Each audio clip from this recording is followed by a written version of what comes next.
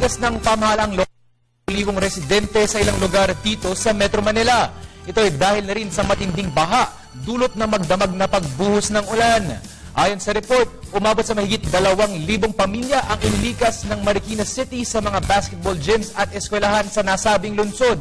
Partikular na apektado ang pagbaha ang mga nakatira malapit sa Marikina River kung saan umabot sa 16 meters ang water level ng ilog. Pinalikas na rin ang mga residente malapit sa Tulyahan River dahil sa pagtaas ng tubig sa Lamesa Dam na umabot sa 79.61 meters. Binaha din ang ilang bahagi ng Metro Manila. Sa magdamag na pag-ulan, lubang naapektuhan ang Barangay Rojas, Quezon City at E. Rodriguez dahil umabot hanggang bewang ang taas ng tubig sa mga nasabing lugar. Lumikas na rin ang sa mga nasabing lugar. Mahigit 600 families ang inilikas sa Inares Gym sa San Mateo Rizal dahil sa pag-ulan dala ng habagat. Samantala, naglibot ang aming kasamang si Emil Carion sa ilang lugar sa Metro Manila na binaha dulot ng magdamag na pagbuhos ng ulan. Narito ang kanyang report.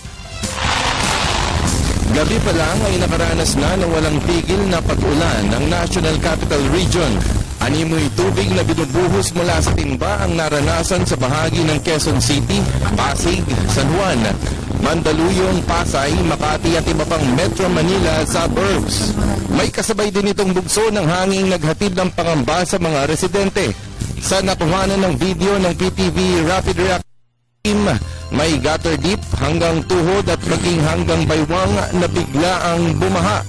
Kagyat na kumilos ang mga ahensya ng pamahalaan at mga lokal na government units para maayudahan ang mga na-stranded ng mga pasahero at motorista. Sa bahagi ng Quezon City, Commonwealth, Tandang Sora ay tumaas din ng tubig. Ngunit sa loob ng 30 minutos hanggang 1 oras ay mabilis ding humupa ang tubig na ito. Pagsikat ng araw ay malaking hamon ang tubig ulan sa mga estudyante, papasok sa trabaho, mga motorista at ordinaryong mamamayan na umiiwas mabasa. Palagi ang hamon sa komunidad ng puwersa ng kalikasan, pero sa tulong ng makabagong siyensya, pag-monitor sa updated na communication katulad ng Panahon TV ay mas maiiwasan ang epekto ng baha, pababad sa ulan at ang katambal na sakit na dulot nito. Para sa Telebisyon ng Bayan, ako si Emil Carion.